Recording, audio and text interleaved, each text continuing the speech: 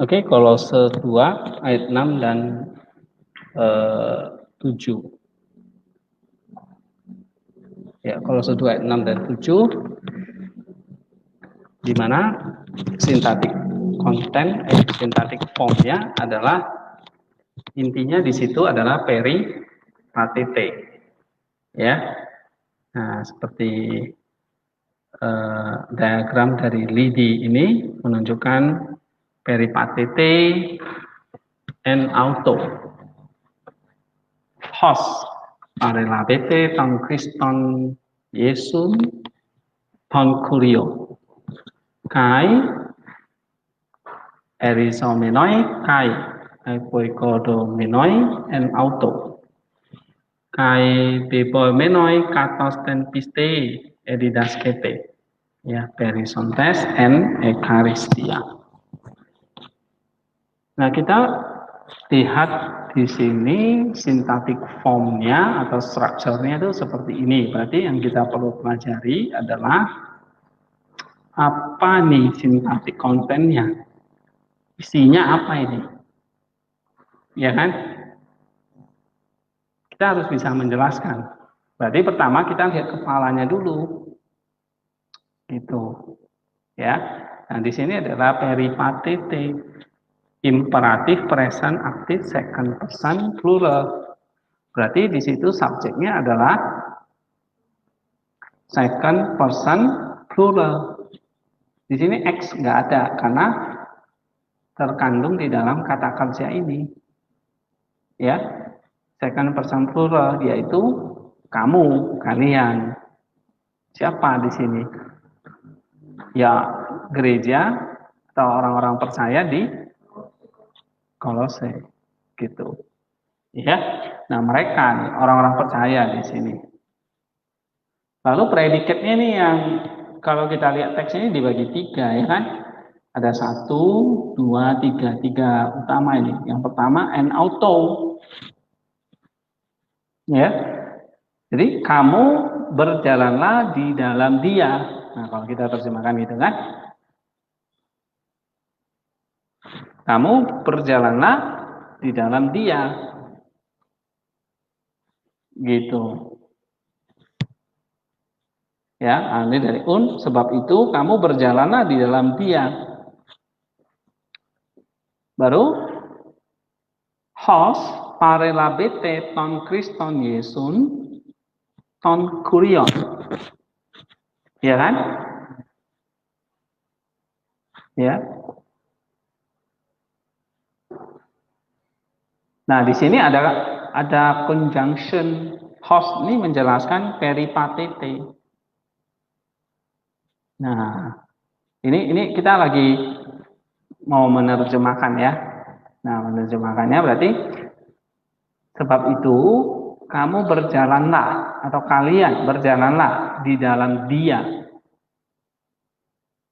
Ya, hos seperti kamu menerima, kalian menerima Kristus Yesus Tuhan Hongkulion. Ya. Nah, lalu bagian yang ketiga ada sejumlah partisipal ini. Erisomenoi, epoikodomenoi, bebaumenoi, perisontes. Ada berapa? 1, 2, 3, 4. Ada 4 partisip. Partisip itu artinya kata kerja bantu. Membantu kata kerja utama ini peripatete. Masih ingat kalau dulu belajar Yunani ya kan? Yunani 2 misalnya. Participle. Ini participle perfect pasif. Ini present pasif. Ini present pasif. Ini present aktif. Jadi ada aktif, ada pasif, ada present, dan ada satu lagi perfect. Nah itu ada bedanya. Aktif pasif bedanya apa? Perfect, present, apa maksudnya? Lalu participle, apa maksudnya? Nah, itu semua tercermin dalam terjemahan nanti. Jadi kalau kalian tidak salah mengenal atau salah mengidentifikasi itu ya, ini harusnya kepala, terus ini harusnya misalnya mata, diidentifikasi hidung. Akhirnya pasangnya jadi terbalik kan. Harusnya ini gigi, tapi dilihat jadi kayak bibir. Salah pasang. Nah gitu, ya kan? Harusnya ini hidung, dilihat mata. Misalnya. Harusnya mata, dilihat itu telinga. Misalnya gitu. Nah, ini hati-hati. Supaya kita tidak salah menerjemahkan. Ya. Nah, jadi terimalah, jadi berjalanlah. Ini karena kenapa kok kita terjemahkan berjalanlah? Karena perintah. Ya. Jadi berjalanlah di dalam Dia. Ya kan? Seperti ya, parelabete ton Kriston Yesus. Ya, ton kurion. Nah, ini terjemahannya Pak, ini indikatif auris. Berarti ini satu kejadian di masa lampau yang sudah selesai. Ya, seperti kamu apa? Menerima dalam pengertian itu lampau. Ya, kamu dulu telah menerima atau kamu dulu menerima Kristus. Yesus Tuhan. Lihat berjalannya present, menerimanya auris. Yang mana duluan terjadi? Terima dulu, baru berjalan. Jadi auris dulu, baru present.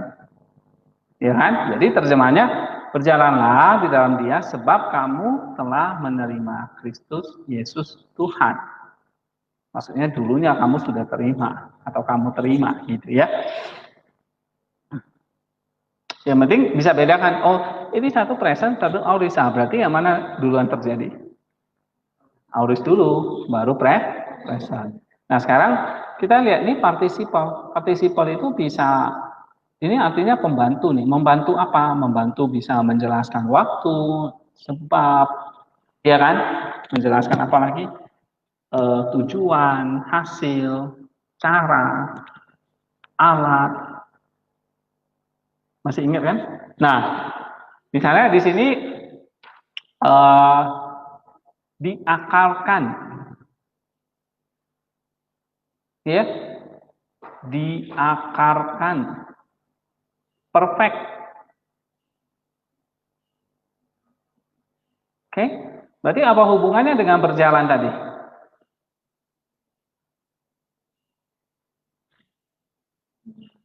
Berjalanlah di dalam Dia, terus dijelaskan ada kata diakarkan, kamu diakarkan.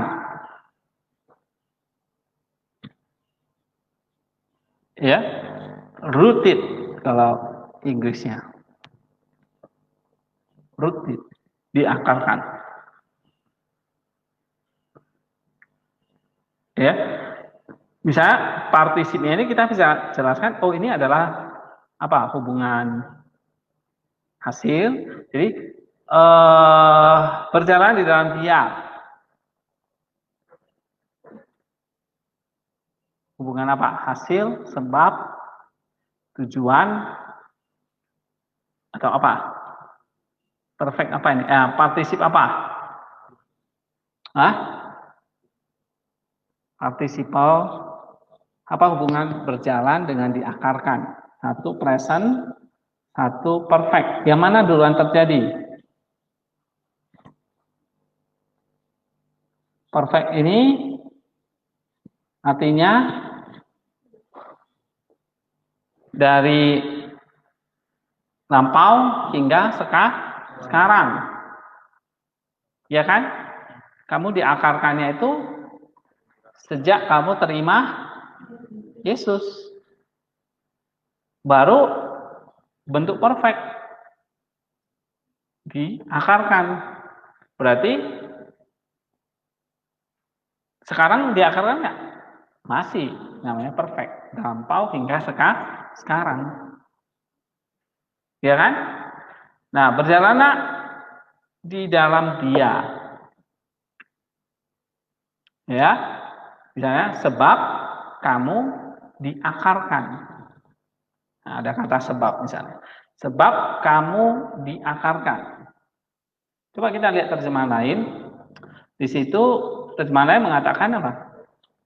Rooted,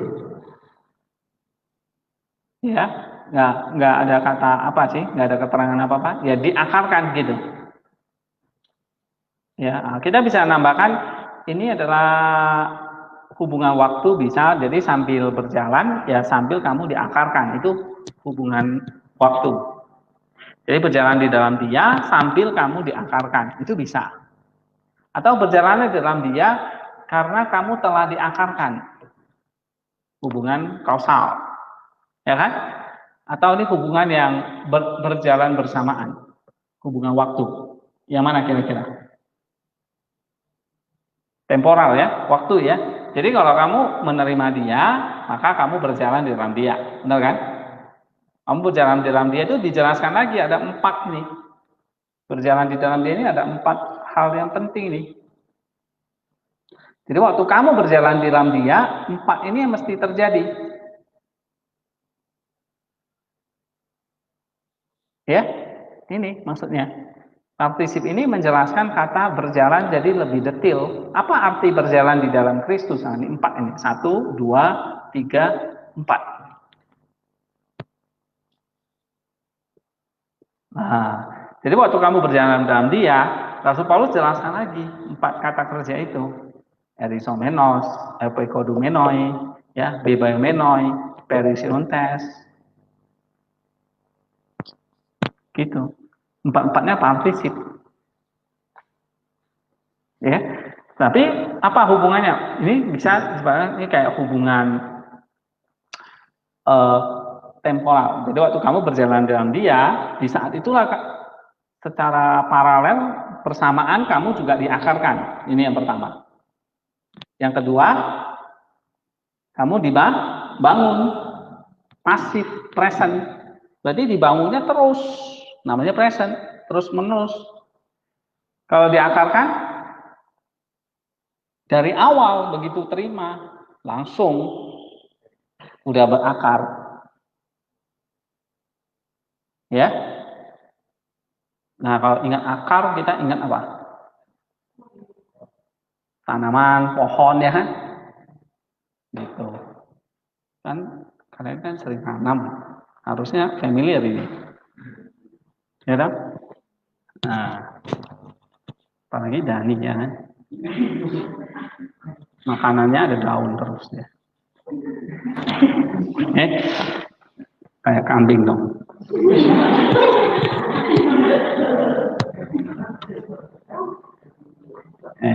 Nah hari ini dia udah nyatet, ya, udah catet, udah, ya bagus lah, ada sedikit pertobatan, ya. Nah, kalau kamu nyatet ini minimal kamu dapat B, ya. Yang ngantuk-ngantuk belakang minimal D. Oke, enggak bercanda. Kita lanjut. Kalau enggak kalian ngantuk tahu soalnya. Nah, berjalan bersamaan ya. Jadi waktu kamu berjalan di dalam Dia, disitulah kamu tuh diakarkan. Ya. Lalu yang kedua, kamu tuh dibangun di dalam Dia. Jadi diakarkan di mana? Di dalam Dia, dibangun di dalam Dia lagi. Yang ketiga, participle present passive lagi. Bibaomenoi, bibao, artinya kamu diteguhkan. Diteguhkan apa? diteguhkan di dalam iman atau oleh iman. Piste ini datif. Datif apa? Nah, kalau kita lihat terjemahannya di sini establish in the faith, strengthen in the faith. Semuanya in the faith, in your faith, in the faith, in the faith. Berarti datif of sphere diteguhkan di dalam iman. Bukan diteguhkan oleh iman. Pak, saya mau lain sendiri ya. Silakan, asal saudara bisa jelaskan. Ya, saya nggak mau ikut-ikut orang. Apalagi kan sekarang gitu kan. Saya nggak mau ikut-ikut ajaran yang bapak gereja yang turun-temurun kan. Ya, saya mau bikin teologi yang baru. Nah, geger akhirnya. Ya, bahwa tidak ada alat Tritunggal. Nah, mampus kita. Oke. Nah, lalu di sini diteguhkan ya, pasif, diteguhkan di dalam iman. Oke, next kita lihat lagi katos etidaskete. Nah, diteguhkan ini dijelaskan oleh satu anak kalimat, ya, anak kalimat katos etidaskete. Etidaskete, ya, artinya seperti yang diajarkan kepada kamu.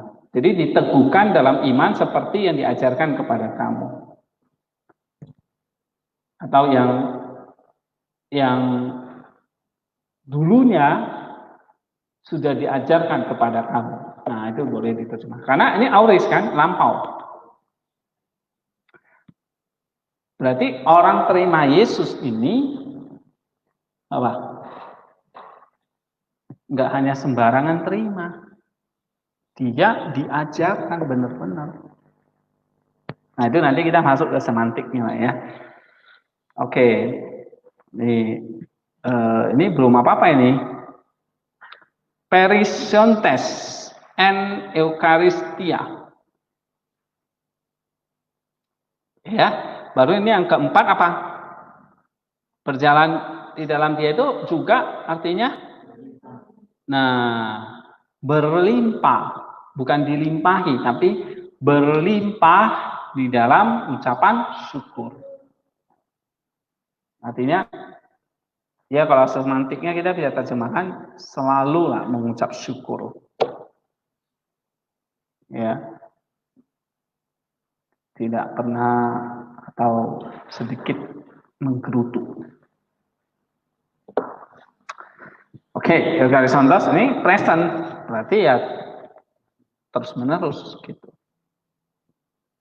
Nah, dari sintaktiknya ini kalau kita lihat sebetulnya kita sudah tadi ya dari sintaktiknya ini kita udah bisa nangkep nih semantiknya seperti apa. Ya, kayak gitu.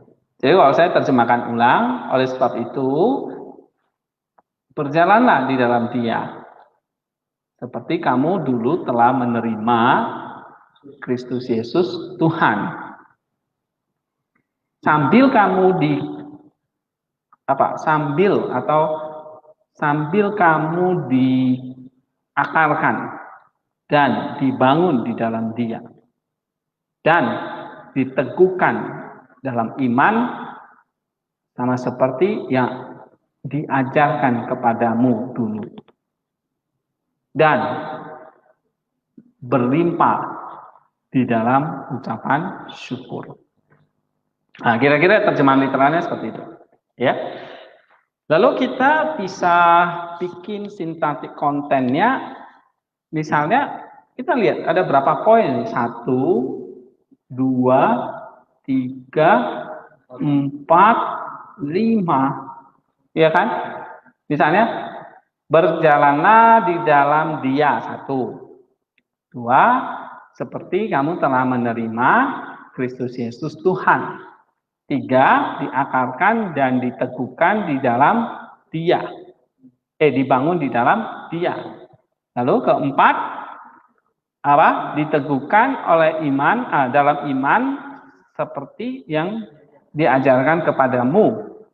Baru yang kelima, berlimpah ucapan syukur. Kamu berlimpah ucapan syukur.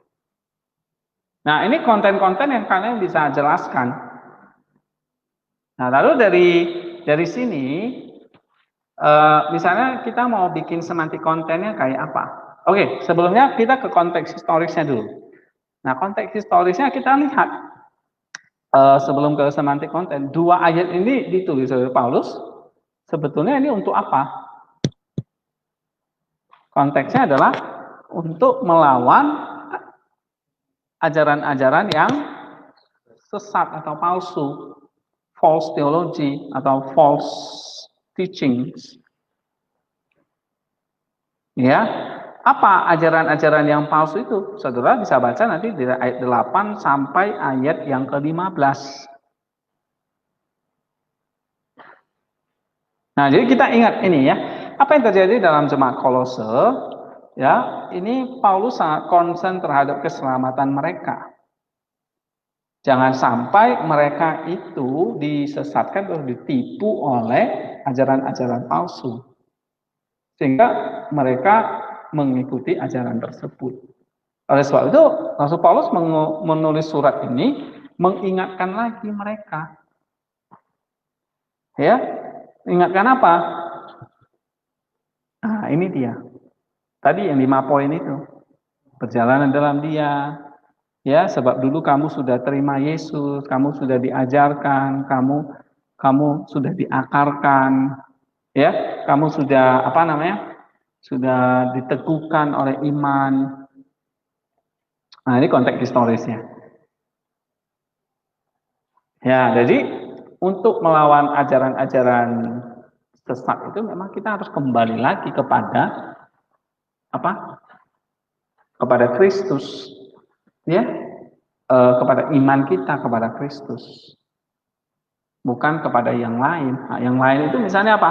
Di sini ya, ayat 8 ada filosofi, menipu kamu dengan filsafat yang kosong dan memperdaya, menipu menurut ajaran manusia, tradition of man, bukan menurut atau menurut basic principle of the world, bukan menurut Kristus. Ya, nah memang pada zaman itu di abad itu muncul misalnya ajaran-ajaran apa yang turun temurun dari budaya Helenis yang saya kasih tahu kemarin. Misalnya apa? Ada Helenisme itu ada apa? Misalnya Stoik, Epikurean, ya kan? Kalau dari Epiphanius itu ada apa lagi? Pythagorean.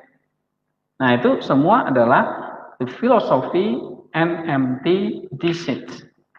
Itu adalah tradition of man according to the basic principle of the world, not according to Christ.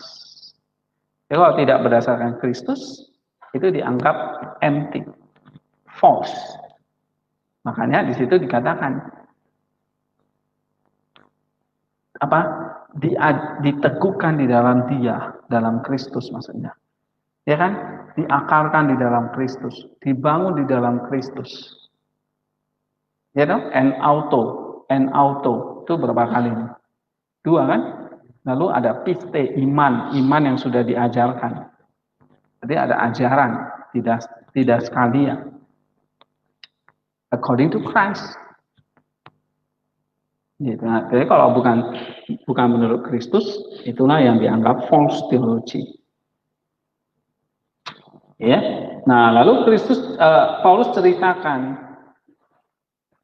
ya bahwa di dalam Kristus berdiam segala the fullness of the Godhead secara jasmani, bodily. Nah, ini juga sangat dipahami ya, bahwa di dalam Kristus, di dalam Dialah berdiam segala kepenuhan kealahan di dalam Dia secara jasmani. Sehingga ada orang yang menafsirkan ayat ini, ya di dalam Kristus itulah ya Allah Bapa, ya Kristus, ya sama gitu.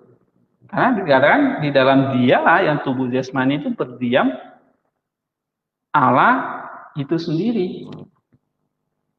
Sehingga Bapa ya sama dengan Yesus. Ya sama dengan Roh Kudus katanya juga. Nah, ini kan ajaran yang sedang ramai juga, ya kan? Dan sebetulnya ya bukan ajaran yang baru. Ini sebetulnya false theology yang sudah ada dari zaman para rasul, bahkan yang salah mengasumsikan siapa Yesus itu. Ya, karena pada zaman para rasul pun atau para zaman Yesus sendiri pun Yesus juga disalahpahami sering. Oh, dia dianggap nabi, hanya rabi ya. Oleh orang-orang Yahudi kan Yesus hanya apa? Rabi, bukan nabi loh. Rabi yang radikal. Ya, maka dia dihukum mati kan. Rabi. Kalau di agama Islam dia hanya nabi. Ya. Kalau di agama-agama lain ya Yesus hanya guru yang baik, pendiri agama Kristen. Bukan nabi, bukan Tuhan gitu. Tetapi di dalam tradisi kekristenan sendiri juga banyak. Ya, para murid-murid aja sebelum dicelikkan oleh Roh Kudus, mereka menganggap Yesus itu apa? Ada yang menganggap dia sebagai Musa lah, Nabi Elia lah, Nabi Yeremia lah. Ya, bahkan di zaman gereja mulai itu ada yang menganggap ada Yesus yang lain, gitu. Ya, lalu itu terus berkembang sampai abad kedua, abad ketiga, ya mengatakan Yesus itu cuma pura-pura jadi manusia, doketisme, ya kan? Gitu. Lalu muncullah Arianisme bahwa Yesus itu lebih rendah daripada Allah karena membaca Yohanes 1 ayat 1 itu secara keliru, ya, bahwa Yesus itu diciptakan, tidak homoiosis, tidak sehakikat dengan Allah, gitu, ya. Lalu ya muncullah banyak ya Sabellianisme, Noetian ya dari ajaran Noetian sama ya bahwa ya Yesus Allah itu Esa satu, tapi dia Allah yang satu Esa itu tidak bisa dilihat, sekarang bisa dilihat dalam diri Kristus. Jadi kayak Allah itu berubah wujud jadi Yesus. Nah, misalnya salah satu ayat favorit mereka Kolose 2 ayat 9 atau Kolose 2 ayat Kolose 1 ayat 19, Kolose 1 ayat 19 sama Kolose 2 ayat 9. Ya, Kolose 1 ayat 19 dikatakan for it pleased the Father that in him all the fullness should dwell. Ya, jadi kepenuhan keilahian itu ada di dalam Kristus. Ya. Nah, ayat 9 juga begitu. Nah, apakah betul misalnya? Gimana kita menjawab ketika ada orang mengatakan Bapak itu melihat, ada lagi mengatakan melihat Bapak ya melihat Yesus sama. Lalu Bapak dan aku adalah satu. Lalu ditambah ayat ini, wah matching. Ya. Nah, ini tentu kita anggap itu adalah false theology. Ya.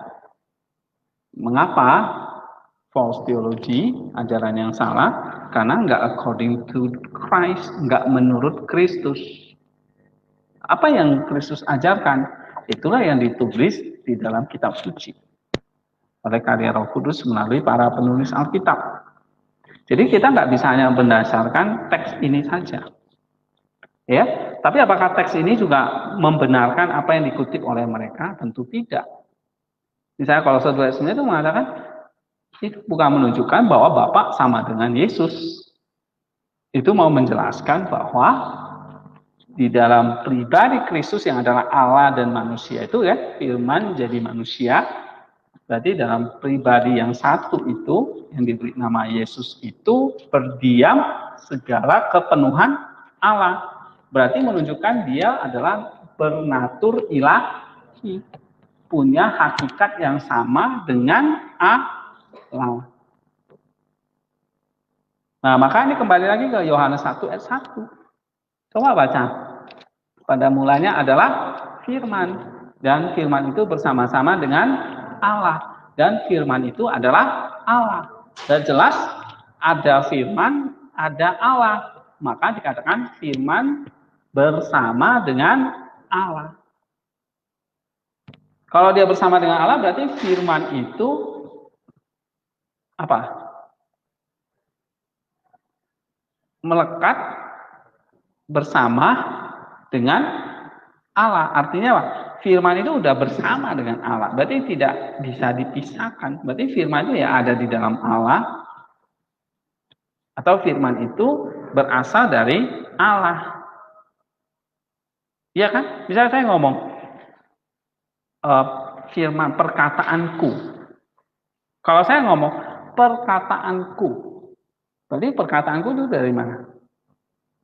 Keluar dari aku, mulut saya, ya kan? Gitu. Lalu perkataanku bersama dengan aku nggak? Lah iya, mau melekat di dalam aku kok. Iya toh? Sebelum inkarnasi ini, firman itu melekat bersama dengan Allah. Tapi apakah saya bisa mengatakan aku ini sama dengan perkataanku secara personhood pribadi, hipostasis? Tidak bisa, berbeda. Ya kan? Gitu. Tapi kok dikatakan dan firman itu adalah Allah. Nah, ini yang jadi ayat mereka, firman itu adalah Allah kok, lihat. Berarti ya Allah itu kalau disebut Bapa ya firman itu kalau disebut Yesus ya Bapa sama dengan Yesus kan gitu. Kan kadang firman adalah Allah. And the word was God. Nah, ini artinya apa? Kita mesti lihat kalau dikatakan firman itu adalah Allah, maka jadi subjeknya apa? Firman. Predikatnya apa? Adalah Allah. Jadi kalau misalnya saya mengatakan nih, Jokowi adalah seorang presiden. Jokowi itu pribadi nggak? Firman tadi pribadi nggak? Pribadi kan? Gitu. Karena dikatakan firman bersama dengan Allah. Berarti Allah itu pribadi, firman itu pribadi. Yang selalu bersama. Kan gitu. Tidak terpisahkan. Ya kan? Lalu dikatakan lagi, firman adalah Allah. Pribadi itu adalah Allah. Sama seperti saya mengatakan begini, secara linguistik ini ya. Pak Jokowi adalah seorang presiden. Atau Pak Jokowi adalah Presiden Republik Indonesia. Ya kan? Pak Jokowi presiden nggak? Pak Jokowi pribadi nggak? Seorang presiden itu pribadi. Presiden itu pribadi atau sebutan atau predikat atau gelar? Gelar atau jabatan, ya kan? Saya nggak bisa mengatakan presiden itu pribadi, tapi itu jabatan atau gelar atau apa? Atau apa namanya? Elizabeth adalah ratu kerajaan Inggris. Ratu itu apa? Gelar, ya kan? Atau jabatan. Kalau saya balik misalnya ini ya. Presiden Republik Indonesia adalah Jokowi. Sama nggak? Atau gini. Pak Jokowi adalah Presiden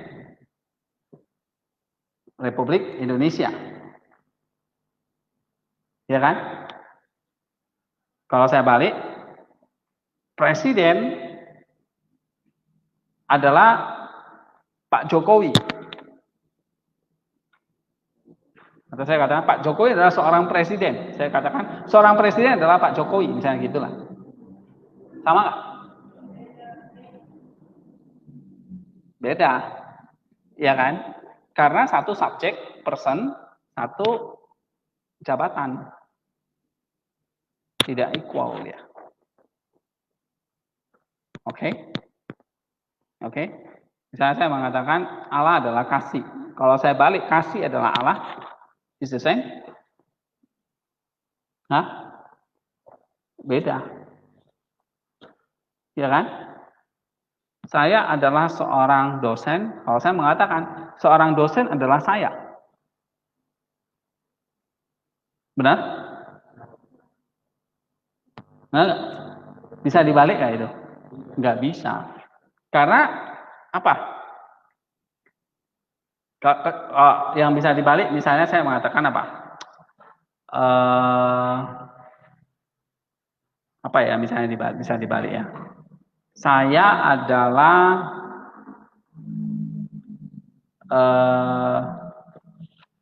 misalnya nih, saya adalah saya pribadi adalah saya pribadi kan? Kalau saya balik ya sama ya. Gitu. Apa yang misalnya bisa dibalik ya? Tiba-tiba lupa sih.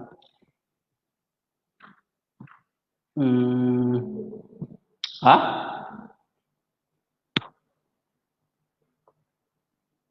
Oke, misalnya nih, Pak Jokowi adalah seorang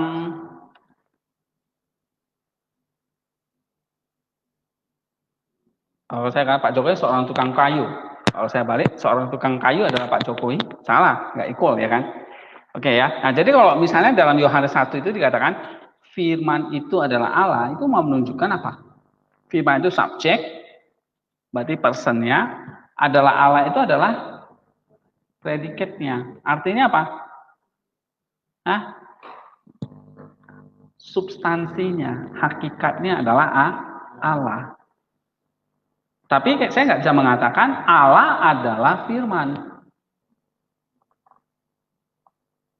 Ya, kalau saya mengatakan firman adalah Allah itu betul. Tapi kalau saya balik Allah adalah firman itu jadi keliru. Kenapa keliru? Karena apa? Allah adalah firman. Itu benar atau salah? Salah. Tapi kalau menurut orang Sabellian itu benar. Nah, ini kekeliruan memahami Yohanes 1 ayat 1. Jadi satu subjek saya pribadi, satu sebagai predikat sebutan atau gelar, nggak bisa dibalik. Sama seperti tadi saya mengatakan Presiden Republik Indonesia adalah Pak Jokowi. Loh, enggak. Presiden Republik Indonesia bukan hanya Pak Jokowi, ada banyak lagi gitu loh. You see? Iya. Nah, sama seperti saya mengatakan tadi, Allah adalah firman. Gitu. Ya, satu itu sebutan kok disamakan gitu. Ya.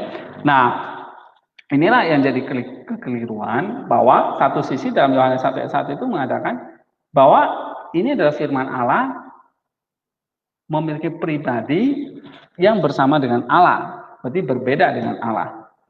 Lalu dia adalah Allah, berarti dia sehakikat dengan Allah itu.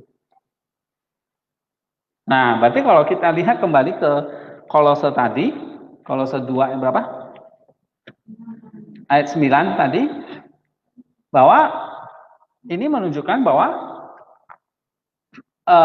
Kristus itu sehakikat dengan Allah. Ya, bukan menjelaskan dia. Jadi kita harus bisa membedakan yang mana pribadi subjek, yang mana predikat atau sebutannya, gelarnya, atau gelarnya, jabatannya, hakikatnya. Ya. Nah, inilah yang menjadi konteks historis. Ada banyak ajaran yang akhirnya membuat Paulus memulai nih ayat 6 dan 7. Oke, nah, sekarang kita kembali ke ini, semantik konten ini. Nah, kalau peripatete tadi, ya kita lihat di sini.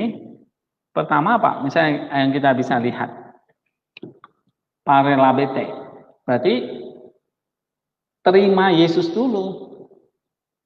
Ya kan? Ini auris, hal yang paling fundamental. Receive Christ Jesus the Lord. Gitu.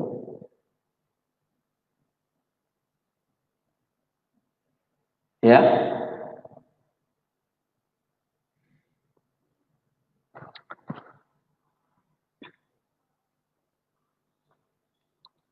Nah, menerima dia adalah Tuhan.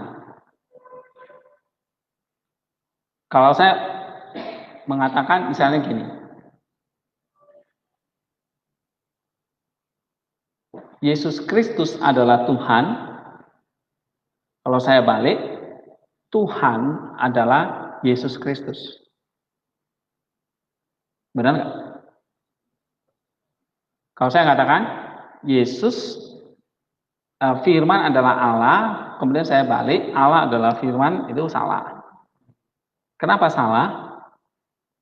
Karena tadi satu subjek, satu predikat yang mengandung itu adalah gelar atau substansi. Tapi kalau sebenarnya saya katakan, ini yang boleh dibalik ya. Yesus Kristus adalah Tuhan. Baru saya balik, Tuhan adalah Yesus Kristus.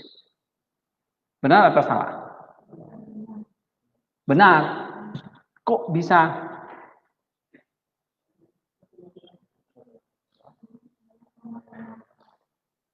Yesus Kristus adalah Tuhan.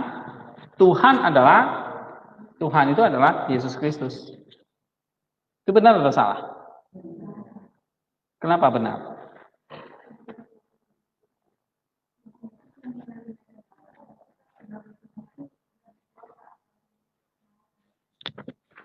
Kristus adalah Tuhan, Tuhan adalah Kristus. Itu benar sebab apa? Iya, karena hanya dia satu-satunya Tuhan. Iya kan? Gitu. Misalnya saya ngomong, Pak Jokowi adalah Presiden Republik Indonesia yang ke-7. Lalu saya balik, Presiden Republik Indonesia yang ke-7 adalah Pak Jokowi. Sama nggak itu? Sama. Karena satu-satunya Presiden Republik Indonesia ke-7 itu cuma Pak Jokowi. Bukan SBY ya kan? Oke? Nah, sama seperti kalau kalimat saya mengatakan Yesus Kristus adalah Tuhan. Tuhan itu adalah Yesus Kristus. Sama nggak? Sama. Karena identik. Jadi kalau identik, equal itu bisa dibalik. You see? Ya. Misalnya contoh lain. Allah adalah kasih. Itu yang dipakai oleh Alkitab. Apakah Alkitab pernah mengatakan kasih adalah Allah? Nggak pernah, karena salah. Kenapa salah secara linguistik apa? Ayo, sama kayak tadi kan. Ya, firman adalah Allah, ada kan di dalam Alkitab? Tapi Alkitab nggak pernah mengatakan Allah itu adalah firman. Nggak pernah. Kamu cari di ayat nggak ada. Tapi firman itu adalah Allah, ada. Nah, ini artinya apa? Firman dengan Allah itu bukan pribadi yang sama. Tapi kalau tadi saya mengatakan Presiden Republik Indonesia ke-7 itu pribadi yang sama nggak dengan Pak Jokowi? Sama. Refer personnya sama. Oke? Walaupun presiden itu jabatan. Tapi referring personnya sama. Maka kita bisa balik. Tapi kalau saya mengatakan firman adalah Allah, Allah adalah firman, pribadinya sama nggak? Itu sudah jelas menunjukkan berbeda. Makanya secara linguistik aja kita sudah bisa mematakan apa yang dikatakan oleh ajaran Sabellian itu. Ya, kayak gitu. Karena jelas pribadinya berbeda. Kita nggak pernah bisa mengatakan Allah adalah firman itu. Ya kalau orang Sabellian ya percaya Allah adalah firman itu. Kita nggak percaya. Kita percaya firman itu adalah Allah. Sama seperti kita ngomong, Allah adalah kasih. Kalau kita balik, kasih adalah Allah jadi benar. Kenapa salah? Hah? Kasih itu adalah Allah. Is the same thing? Bukan. Kasih itu bukan pribadi. Iya kan? Gitu. Kasih itu predikat gitu. Oke? Kasih itu the nature-nya atau the energy of God-nya. Gitu. Alright? Jadi kalau misalnya Allah adalah terang. Kalau saya balik, terang adalah Allah. Is the same thing? Hah? Oke? Apakah bisa dibalik seperti itu? Oh. Alkitab hanya bilang Allah adalah terang, nggak pernah ngomong terang adalah Allah. Oke?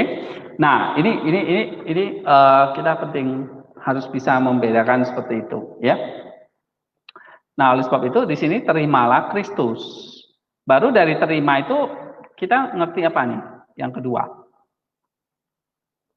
Baru tugas kita selanjutnya adalah berjalan. Ini semantik kontennya ya. Pemahaman kita ini. Berjalanlah di dalam Kristus. Berarti dasar kita berjalan itu apa? Hah? Terima Kristus. Tapi waktu terima Kristus, udah selesai tugas kita? Belum, kita disuruh berjalan. Nah, lalu berjalan di dalam Kristus itu apa maksudnya? Nah, kalian jelaskan. Oh, ada 4 hal yang mesti dikerjakan. Supaya kita bisa berjalan tidak disesatkan oleh ajaran yang palsu. Nah, itu maksudnya. Ya. Jadi, kalau 126 itu berjalan itu dalam pengertian apa? Kamu bisa berjalan lurus nih, tidak menyimpang ke kanan ke kiri. Gimana bisa berjalan lurus nih, tidak menyimpang ke kanan ke kiri? Nah, ini 4 cara. Satu apa? Kamu diakarkan. Gitu. Nah, dari kata diakarkan, kita jelaskan lagi, apa maksudnya kata ini? Apa artinya diakarkan? Nah, kamu bisa klik di sini, klik kanan. Coba lihat, misalnya di dalam Efesus 3:17 itu ada. Lihat tulisan Paulus. Sehingga oleh imanmu, Kristus diam di dalam hatimu dan kamu berakar serta berdasar di dalam kasih. Jadi kalau kamu diakarkan di dalam Dia, di sini kamu diakarkan di dalam kasih. Nah, itu nanti kita bisa kutip Efesus 3:17 ya. Tetapi kata diakarkan itu, berarti kan ini terjadi kalau kita lihat tensisnya kan itu perfect ya kan? Kapan diakarkan? Sewaktu kamu terima. Terus sewaktu kamu berjalan. Jadi ketika kamu berjalan, disitulah proses berakar itu terjadi. Oke? Nah, apa sih artinya diakarkan?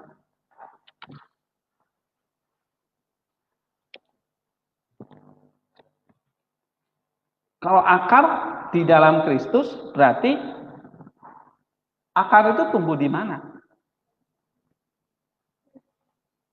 Hah? Akar itu tumbuh di mana? Rizoma. Ini ya, dari kata rizo, berakar. Rizomenoid. Di dalam tanah kan? Iya dong? Akar itu tumbuh di dalam tanah. Akar itu juga jadi apa? Fondasi dari batang. Kan? Benar nggak? Ya, tanaman Fondasinya apa? Batangnya atau akarnya? Akarnya. Gitu. Jadi kalau diakarkan di dalam Kristus, itu artinya apa? Kamu sedang membangun fondasi hidupmu. Jadi kalau mau berjalan nih, pertama you mesti bangun fondasi dulu. Ya. Nah, membangun fondasi di dalam Kristus.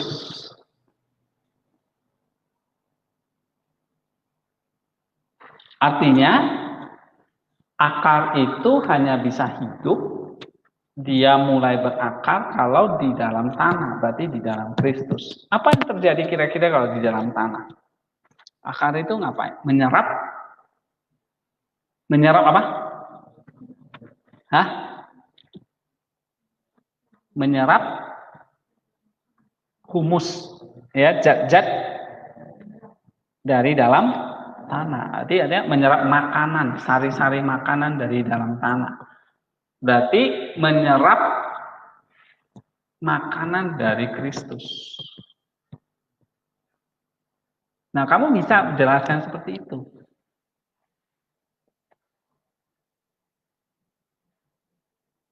Ya. Nah, baru yang kedua, Rasul Paulus ngomong yang kedua apa? Dibangun. Ya dong. Karena apa? Yang mengalirin makanan ke atas itu apa? Akarnya. Nah, dari akar itu sudah bertumbuh dulu, maka di sini digunakan perfect ya, luar biasa. Nggak present dia, tapi perfect. Itu artinya apa? Sebelum dibangun, kamu mesti diakarkan dulu. Maka erizomeno itu dipakai perfect. Berarti pengertian kita harus ngerti ini. Oh, maksudnya adalah ini. Aku mesti diberi makan dulu ini. Atau aku tuh mesti diakarkan dulu. Harus berakar dulu. Baru bisa dibangun ke atas. Berarti diakarkan di sini apa? Oh, aku mesti nyerap zat-zat makanan dulu nih dari Kristus.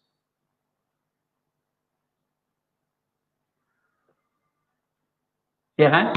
Baru aku bisa bertumbuh. Atau di sini dikatakan dibangun. Ini kayak kalau tanaman itu berarti apa? Batang pohonnya kan? Gitu. Ya. Nah, dibangun itu berarti apa maksudnya? Tadi berakal berarti menyerap zat-zat makanan. Dibangun itu menunjukkan apa? Pertumbuhan.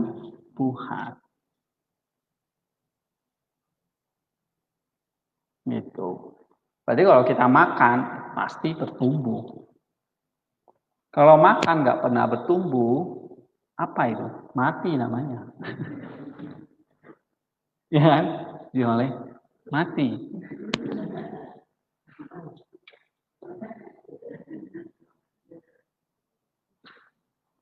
Ya kan? Bertumbuh. Berarti menunjukkan apa? Kita hidup berjalan di dalam Kristus. Jadi kalau berjalan di dalam Kristus artinya apa sih? Ya kamu menyerap makanan dari Kristus, lalu kamu bertumbuh. Itu artinya berjalan. Bukan jalan-jalan sana sini. Nggak kemana-mana gitu loh. Atau pindah-pindah gereja jalan-jalan. Ya, jadi dia tuh Alkitab kan suruh kita berjalan. Berjalan di dalam Kristus. Lalu kita jalan-jalan aja ya. Nah, dia suruh kamu tuh bertumbuh di dalam dia.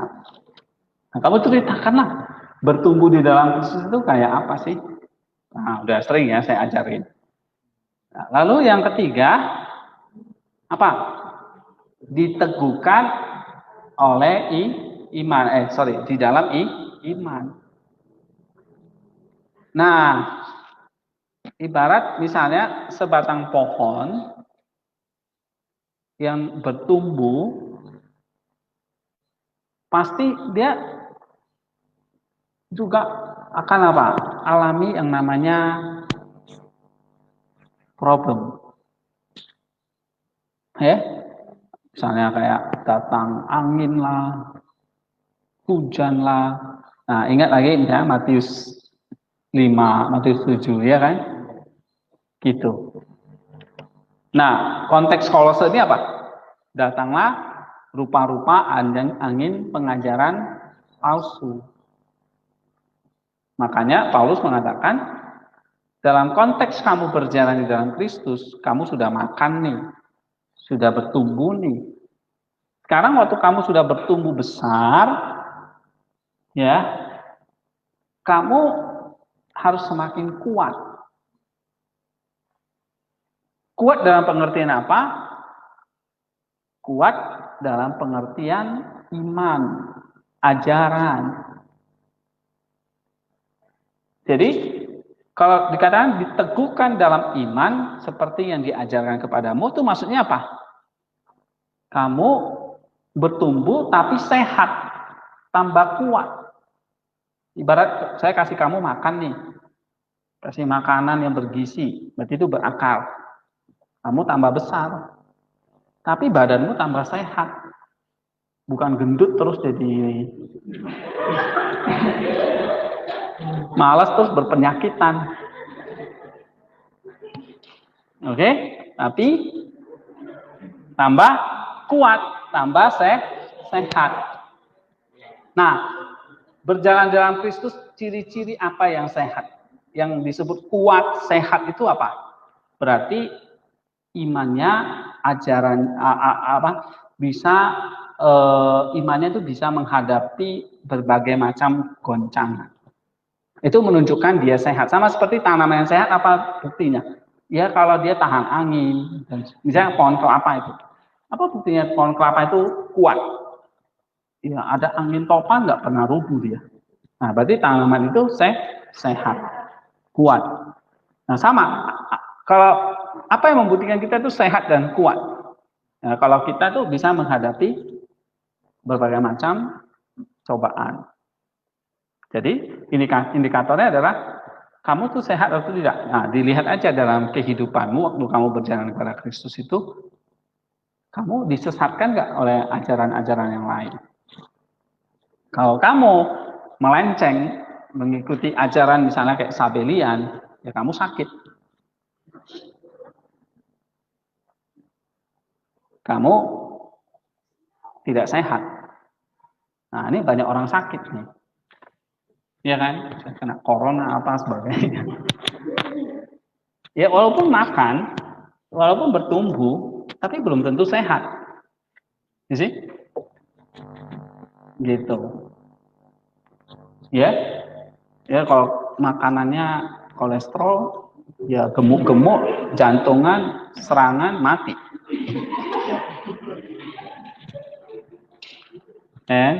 Nah, kita berjalan dalam Kristus itu jangan kolesterolnya kebanyakan.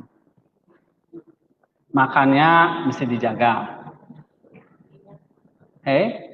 Supaya kuat dan sehat. Nah, lalu di sini dikatakan, kenapa kok diteguhkan sehat kuat di dalam iman? Oke. Iman ini pertama diajarkan. Jadi nggak instan.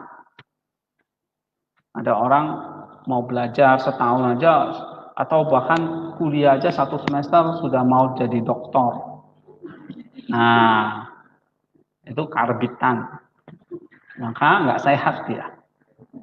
Pasti nggak sehat ajarannya. Yakin saya. Gitu.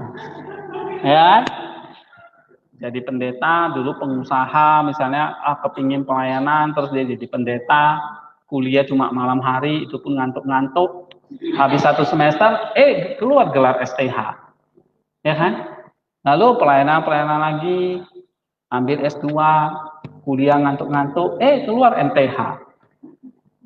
Lalu pelayanan lagi, tawarin S3, yang penting bayar, besoknya wisuda S3. Ya kan? Lalu pasang doktor di situ. pendeta, doktor, anu, misalnya gitu. Kan? Nah, dia makannya gimana? Berakarnya tuh gimana? Ya, pertumbuhannya tuh kayak gimana? Oke, ajarannya, imannya tuh kayak gimana? Yang diajarkan itu nggak jelas semua. Sehingga ya timbul itu ajaran teolog-teolog karbitan semua. Gitu. Lalu bikin gereja lagi tutup sekarang bikin YouTube supaya banyak pengikutnya bombastis. Nah, itu tidak sehat. Ya, sebab apa? Dia akarnya, pertumbuhannya udah nggak sehat. Oke, sekolahnya nggak jelas gitu.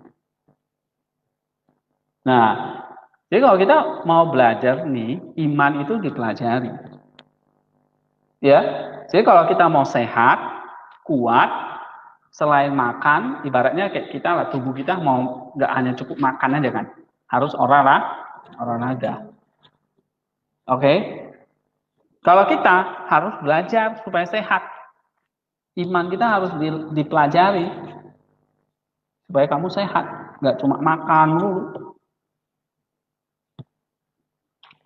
Ya, kalau kamu makan terus nggak pernah olahraga, ya itu tadi serangan jantung tadi. Mati ya, nggak sehat soalnya. Nah, apa yang membuat kita sehat? Selain tadi yang kita makan, kita bertumbuh, ya, yaitu kita mempelajari apa yang diajarkan oleh para rasul, oleh Alkitab. Itulah kita mempelajari iman kita. Jadi iman itu kata Rasul Petrus nggak bisa hanya aku terima Yesus sudah cukup gitu loh. Nggak bisa hanya kan di sini nggak hanya terima para BT doang kan, ya kan? Nggak hanya bisa para lamban, aku terima doang. Tapi para BT itu harus jadi bebemenoi, imannya itu harus dikuatkan dengan cara apa? Edidas, dengan cara diajarkan. Jadi setelah kamu terima Yesus pun kamu harus terus belajar. Contoh, Yesus sendiri, dia belajar sampai dia umur 30 tahun. Baru dia mengajar. Baru dia apa? Pergi kemana-mana mengajar. Jadi selama 30 tahun itu dia hidup sebagai manusia biasa. Ya kan? Ngapain dia? Dia dibesarkan dalam tradisi agama Yahudi. Apa yang dia lakukan? Belajar Taurat pasti. Udah jangan yang aneh-aneh dia pergi ke India kemana cari guru spiritual, kan ada ajaran-ajaran seperti itu. Enggak? Ya, dia belajar Taurat. Makanya waktu dia pelayanan dia selalu ngajar di mana? Di sinagog, di bait Allah. Itu menunjukkan dia seorang rabi, karena dia bisa ngajar, hanya rabi yang bisa ngajar zaman itu. Kalau kamu umat biasa ya nggak bisa, kamu cuma dengar. Ya kamu sini, ya kamu nggak bisa ngajar karena kamu bukan dosen, misalnya kayak gitulah. Nah, Tuhan Yesus dia bisa ngajar di bait Allah, di sinagog, karena dia adalah seorang rabi. Rabi pasti berpendidikan. Iya. Pasti ngerti Taurat. Ya kita nggak usah ragukan. Udah. Dia firman Allah yang jadi manusia. Apa yang dia nggak tahu? Ya kan?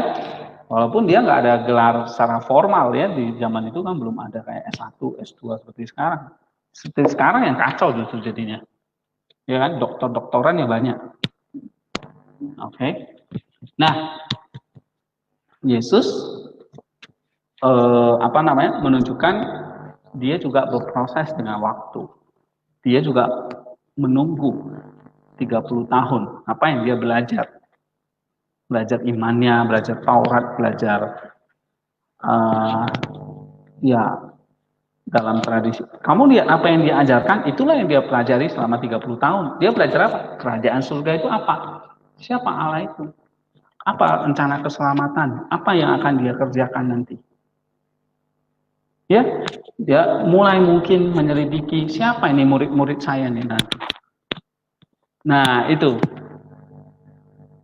Kalau kita nggak mau, kalau kita belajarnya mau instan, repot kita. Ya kan, besok ujian, malam ini baru mati-matian belajar. Ya kan? Ya itu kita lah. Oke. Saya bisa belajar ya tentang kekristenan itu lebih kurang untuk sampai dapat S3 itu lebih kurang 16 tahun. Dari S1, S2, S3 itu butuh waktu 16 tahun. Dari tahun 2000 sampai 2016. Oke, 16 tahun. Belajar sampai sekarang ya udah menguasai ya enggak juga, masih terus belajar. Ahli ya enggak gitu. Ya kan? Masih harus terus belajar. Nah, inilah yang menyehatkan kita. Jadi kalau orang nggak mau belajar, yang penting terima aja, para lebete aja, tapi nggak pernah bebau menoi, sakit. Oke, nah ini kata Rasul Paulus. Ya, artinya sakit dalam pengertian apa? Gampang disesat. Nah, itu bukan sakit fisik ya, kena apa tadi serangan jantung misalnya. Ini maksudnya kamu gampang disesatkan oleh ajaran sesat karena kita malas belajar. Jadi orang-orang kita lihat ya banyak ikut-ikutan pendeta ngomong apa jemaatnya yes ikut-ikut. Nah itu berarti ini gereja yang nggak sehat, gitu. Ya, kenapa? Karena ya pendetanya juga nggak sehat. Nah ini berbahaya sekali. Baru yang keempat,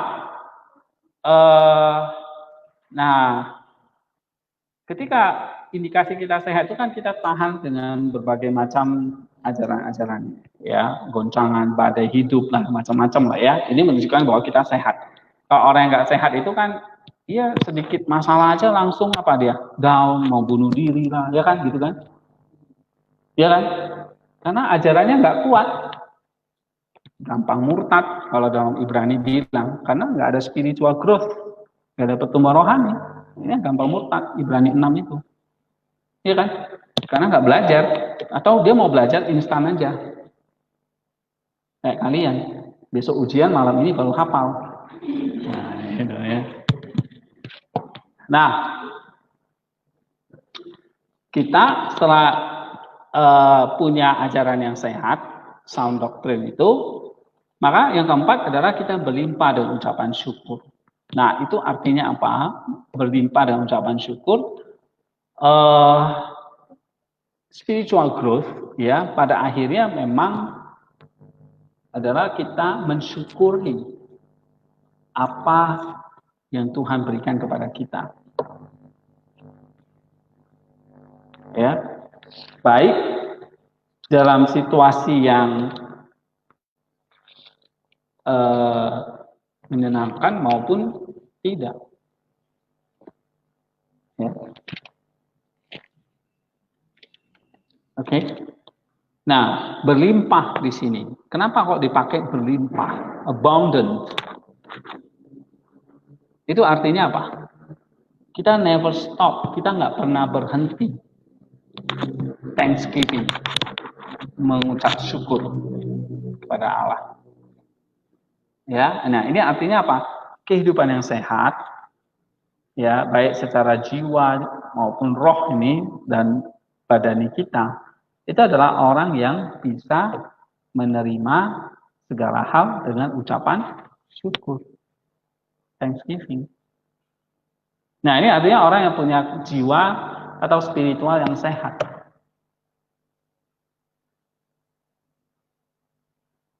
Ya, nah jadi kalau kita simpulkan ini ya, kita belum lihat Church Fathers ngomong apa, peripatete itu sebetulnya apa sih? syaratnya? Pertama, lu terima Yesus dulu. Iman yang pertama dulu. Iman yang dasar. Lalu iman itu perlu dikerjakan.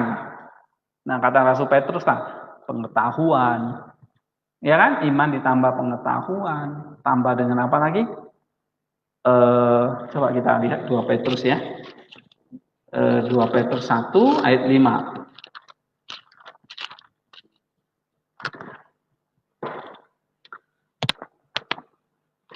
Oke, add to your faith virtue. Tambahlah imanmu kebajikan.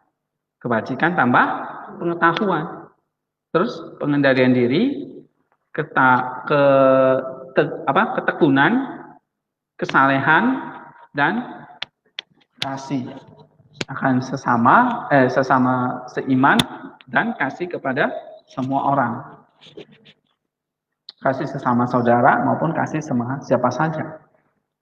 Nah, ini menunjukkan bahwa para RBT itu iman. Kita terima Yesus dengan iman. Lalu yang kedua, berjalan. Berjalan itu dalam pengertian apa? Iman itu perlu ditambah-tambah. Makanannya apa? Makanannya tadi pengetahuan, kebajikan, pengendalian diri, ketekunan, ibadah, kesalehan, dan kasih. Itu makanan. Nah, kalau itu makanan masuk, otomatis harus keluar dong. Artinya bertumbuh. Ya, jangan cuma masuk terus dibuang gitu. Kamu bertumbuh. Berarti pertumbuhan itu menunjukkan kamu tuh hidup dari makanan itu. Nah, kalau kamu hidup, kamu masih sehat. Sehat itulah artinya apa? Tadi. Kamu bisa menghadapi berbagai macam tantangan, termasuk ajaran yang ingin menyesatkan kamu. Sebab apa? Sebab gue ini udah imanku nggak hanya iman cetek ini, sudah ditambah dengan pengetahuan dan macam-macam ini. Ya, baru terakhir kita mengucap syukur dalam segala hal. Oke, saya kira gitu ya. Kalian bisa, ini contoh, kalian bisa buat dengan pemahaman kalian sendiri. Ya, nah, bisa interaksi dengan Bapak gereja dan sebagainya. Ya, saya kira itu. Nah, aplikasinya adalah bagaimana kita punya obedience, ketaatan. Ketaatan kita apa terhadap teks ini? Yang pertama ya, iman kita perlu ditambah dengan apa? Iya, diberi makan dong. Kamu terima nggak cukup nih. Kalau kamu nggak diberi makan imanmu, kamu gampang disesatkan. Kamu iman perlu ditambah yang lain. Kasih makan imanmu. Imanmu diberi makan.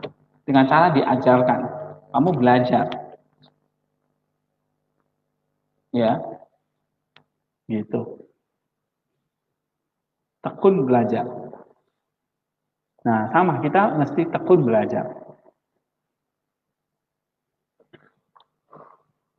Ya. Tapi ada pertumbuhannya. Berarti kalau ada pertumbuhan itu ya berarti ada buahnya kan gitu. Hidup namanya. Yang disebut tanaman yang sehat, tanaman yang hidup, tanaman yang menghasilkan apa? Buah. Gitu. Ya kan? Nah, makanya buah roh itu salah satunya apa? Sukacita, damai sejahtera, ya. Gitu. Itulah melimpah dan ucapan syukur itu menunjukkan tuh kayak buah-buahnya. Yaitu ketaatan yang kita mesti jalani. Ya, pada akhirnya level keempat ya semakin mengubah kita menjadi serupa dengan Kristus. Jadi poin keempat itu simpel. Teks apapun itu selalu akan mengubah kita pada akhirnya menjadi serupa dengan Dia. Oke, saya kira sampai di sini dulu ya.